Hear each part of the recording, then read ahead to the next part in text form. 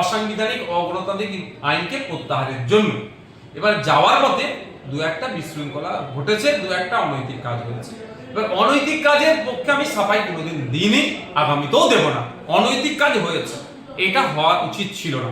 প্রথম কথা যেটা আপনি বললেন, হাওড়া থেকে কোন একটা যাওয়ার পথে, তার সেকেন্ড ব্রিজ যাওয়ার রাস্তাতে কেউ নাকি গাড়ি থেকে বন্দুক দেখিয়েছে, এই অভিযোগে একটা গাড়ির উপরে চড়াও হয়েছে। তো আমার এখানে প্রথম বলবো, যেভাবে চড়াও হয়েছে চড়াওয়ের আমি বিরুদ্ধে।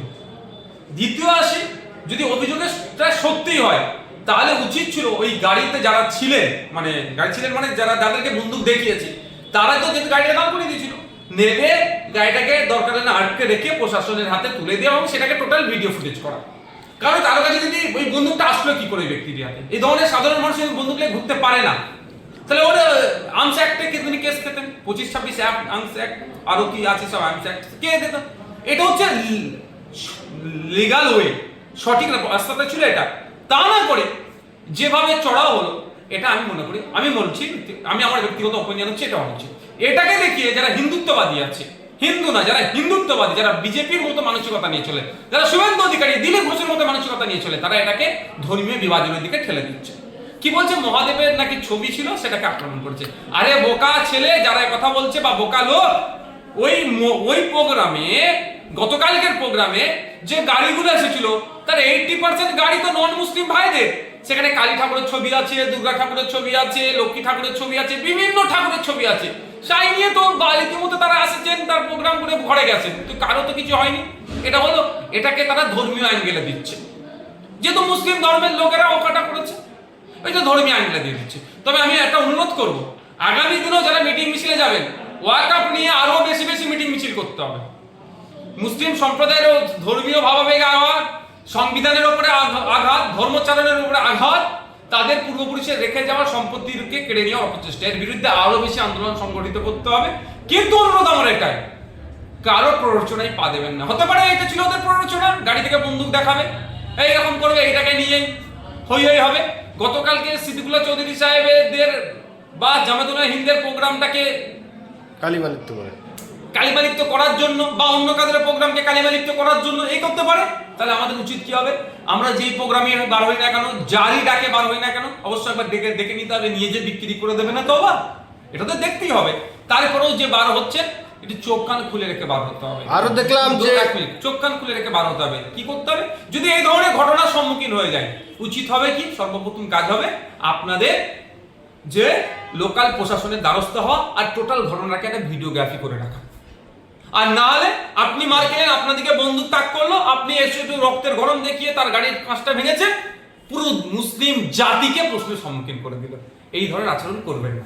আরো দেখলাম যে সেই সভায় যাওয়ার সময় একটি বাসে একটি ধর্মীয় পতাকা ছিল, সেই পতাকাটাও বাসের যে ড্রাইভার বা কন্ডাক্টর নামাতে হলো, এবং সেই জায়গাটা যারা সবাইতে যাচ্ছিল চেল্লামেল্লির জন্য। কি বলবেন? এবার হচ্ছে এইটা নিয়ে আমি কাল থেকে একাধিক খবর এসেছে। প্রথম খবর এটাই যে যেটা শুনেছি সেগুলো আগে বলবো, দয়া করে এটা কাটবেন না, সম্পূর্ণ চালাবেন।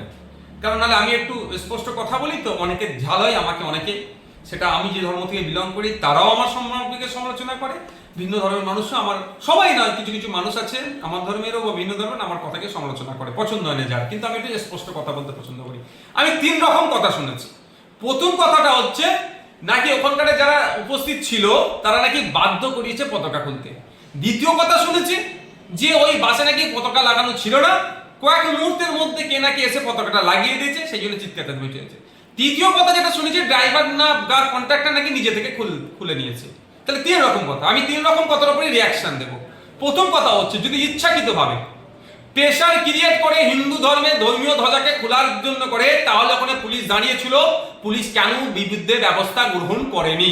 আমি আজকের দিনেও বলবো, যদি ইচ্ছাকৃতভাবে ওই ধর্মীয় পতাকা খোলার জন্য প্রেশার করে ওই কন্ডাক্টর বা ড্রাইভারকে, তাদের বিরুদ্ধে আইনত ব্যবস্থা গ্রহণ করা হোক। কারণ আমি মনে করি মসজিদের মিনারে উঠে এই ধর্মীয়, অন্য ধর্মের ধর্মীয় ফ্ল্যাগ, হিন্দু ধর্মের ধর্মীয় ফ্ল্যাগ লাগানো যেরকম অপরাধ, আমি ওই ধরনের অপরাধ মনে করি প্রেশার করে কাউকে তার ধর্মীয় পতাকা খুলিয়ে নেওয়া অপরাধ মনে করি। দ্বিতীয় হচ্ছে, যদি তৎক্ষণিক কেউ ওই বাসে লাগিয়ে দিয়ে চলে যায়, সিসিটিভি আছে কলকাতা পুলিশের, সিসিটিভি খুলে চেক করে তাদের বিরুদ্ধে ব্যবস্থা গ্রহণ করা হোক, কেন এই ধরনের অরাজকতা করার জন্য করা হয়েছে। তৃতীয়ত, যদি বাসের ড্রাইভার সে ইচ্ছা করে সে নাকি নিজে থেকে খুলে নিয়েছে, যদি এই ঘটনা ঘটে তাহলে আমি বলবো ওটা তো বাসটাকে তো ভাড়া করে নিয়ে এসেছিল, ওটা তো আমার মনে হয় ওটাও হতে পারে ওয়াকাফের আইনের বিরুদ্ধে প্রতিবাদের জন্য সম্ভবত এসেছিল। তাহলে আমার ভিডিওটা যদি তাদের কাছে পৌঁছায়, অনুরোধ আপনাদের বাসের ড্রাইভারকে দিয়ে একটা ভিডিও করে সত্য ভিডিওটা করে সমাজে ছাড়েন সোশ্যাল মিডিয়াতে, কারণ এই ভিডিও থেকে হিন্দু মুসলমানের মধ্যে একটা মন কষাকষি হচ্ছে। স্বাভাবিকভাবে কোনো ধর্মপ্রাণ হিন্দু এটাকে মেনে নিতে পারবে না, কোনো ধর্মপ্রাণ মুসলমানও এটা মেনে নিতে পারবে না। গতকাল থেকে সোশ্যাল মিডিয়ায় আমার হিন্দু ভাইরা কত পোস্ট করেছে বলতে পারবো না, মুসলিম ভাইরা এটাকে কন্ডেম করেছে, আমিও কন্ডেম করছি এটাকে, এটা কোনোভাবেই মেনে নেওয়া যায় না। কিন্তু আসল সত্যটা জানতে হবে। সর্বোপরি একটা কথা বলি, ক্যালকাটা পুলিশের ওখানে অফিসাররা ছিল, ক্লারিফিকেশন দিচ্ছে না কেন? আমি অনুরোধ করবো ক্যালকাটা পুলিশকে ক্লারিফিকেশন দেওয়া হোক। যদি ওখানকার যারা আন্দোলনকারীরা প্রেশার ক্রিয়েট করে খুলাতে বলে, সেটাও ক্লারিফিকেশন দিন, তাদের বিরুদ্ধে আইনত ব্যবস্থা নিন। পশ্চিমবাংলা ধর্মপ্রাণ মুসলমানরা আপনাকে বাহবা দেবে, আমি এটা বলতে পারি। আর দ্বিতীয়ত, যদি ওটা নিজে থেকে সে বলছে যে আমি খুলে নেবো, খুলে ঢুকিয়ে নেয়, তারও ক্লারিফিকেশন দিয়ে দিন। আপনারা শিক্ষকদেরকে পিটিয়ে বললেন হালকা বল প্রয়োগ হয়েছে, একাধিক শিক্ষক হসপিটালে ভর্তি আছে, ওই ঘটনাকে আপনার হালকা বল প্রয়োগ করে প্রেস স্টেটমেন্ট দিয়ে দিন আপনাদের সোশ্যাল মিডিয়া পেজে। তাহলে এখানে দেবেন না কেন? এটাকে আপনাকে দিতে হবে। ঘটনাটা আসলটা কি বাংলার মানুষ জানতে চায়, হিন্দু মুসলমান নির্বিশেষে বাংলার মানুষ জানতে চায় ঘটনাটা কি ঘটেছিল।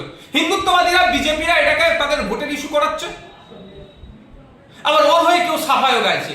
আসল ঘটনাটা আমরাও জানতে চাই। মুর্শিদাবাদেও দেখলাম যে ওয়াকফ আইনের বিরোধিতা রাস্তায় নেমেছিল, পুলিশের গাড়ি পোড়ানো হয়েছে। যদি সম্পূর্ণ দায়ী পুলিশ, প্রথম দায়ী পুলিশের ভিডিও আমাদের কাছেও আছে, একটা পুলিশ কর্তা, একাধিক ভিডিও আছে, একটা ভিডিও আপনাকে শুধু বলি যেটা পাবলিক ডোমিনে চলে এসেছে, আর বাকি ভিডিও কিছু কিছু আমাদের কাছেও এসে পৌঁছেছে যে পুলিশ কিভাবে প্রভোগ করিয়েছে। শান্তিপূর্ণ ছিল। আরে বাবা, ওইখানে একটা মিটিং চলছে, মিটিং এ তো নেতৃত্ব দু চারটে আছে, তাদেরকে তো পুলিশ কর্তারা যদি নিয়ে গিয়ে ভাই এটা এতক্ষণ হয়ে গেছে, আপনারা লিডার, আপনারা এটাকে কন্ট্রোল করুন, এবার এটা হাইওয়ে, এটাকে ছেড়ে দিন, এটা বলে বেটে যায়। ওখানে বড় পুলিশ কর্তা এসে গাড়ি করে ঢুকিয়ে দেয়, বাহুবালিগিরি দেখাচ্ছে, হিংসা তো ইচ্ছাকৃতভাবে ছড়িয়েছে। এটাও তো হতে পারে 26,000 চাকরি বাতিল হয়েছে, মাইন্ডকে ডাইভার্ট করতে হবে, হিন্দু মুসলমান করতে হবে, দাঙ্গা দেখাতে হবে, পুলিশের গাড়ি পুড়িয়েছে, এটা নিয়ে টক শো হবে। মুসলমান যেহেতু ছিল দাঁড়ি টুপিওয়ালা, ফ্রিতে গাল দেওয়া সহজ এদেরকে।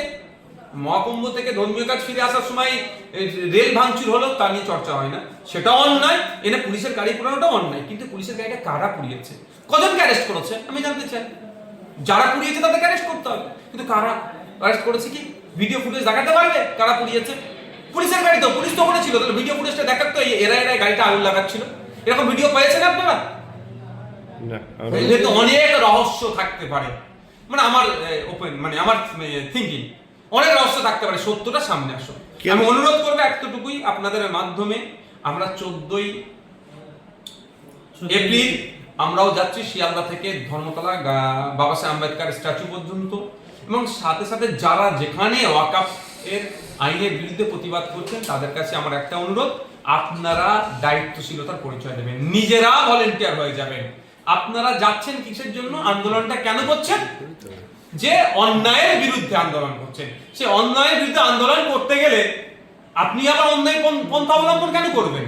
সুতরাং আপনারা 14ই এপ্রিল আসবেন, আশা করছি শিয়ালদা থেকে ঠিক দুটোর সময় ছাড়া হবে, রাস্তায় আমরা মিছিল করে যাব, একটা নির্দিষ্ট জায়গায় গিয়ে আমরা প্রতিবাদ ওখানে সমাপ্ত হবে। অনুরোধ, কোন রকম বিশৃঙ্খলায় কেউ পা দেবেন না, কারোর প্ররোচনায় পা দেবেন না। যদি মনে করেন দেখতে পান আমাদের মিছিল থেকে কেউ বিশৃঙ্খলা করছে, সঙ্গে সঙ্গে তার ছবি ভিডিও করবে, আমরা পুলিশের হাতে তাকে তুলে দেবো। আর অন্য কেউ যদি বিশৃঙ্খলা করতে চাই তারও ভিডিও ছবি দেবে, ভিডিও ছবি আমরা পুলিশকে দেবো, পুলিশ ওর বিরুদ্ধে অ্যাকশন নিয়ে যাবো। কোনোভাবেই বাংলাতে অরাজকতা করতে দেবো না। আন্দোলন হবে, গণতান্ত্রিক পন্থী আন্দোলন হবে, সংবিধানের সামনে রেখে আন্দোলন হবে। আন্দোলনটা এই জন্যই আমরা করছি, সংবিধানের উপর আক্রমণ হচ্ছে বলে। সংবিধানের উপর আক্রমণ হচ্ছে, সংবিধানকে সামনে রেখে আন্দোলন করবো, সংবিধান বহির্ভূত ভাবে আন্দোলন আমরা করবো না।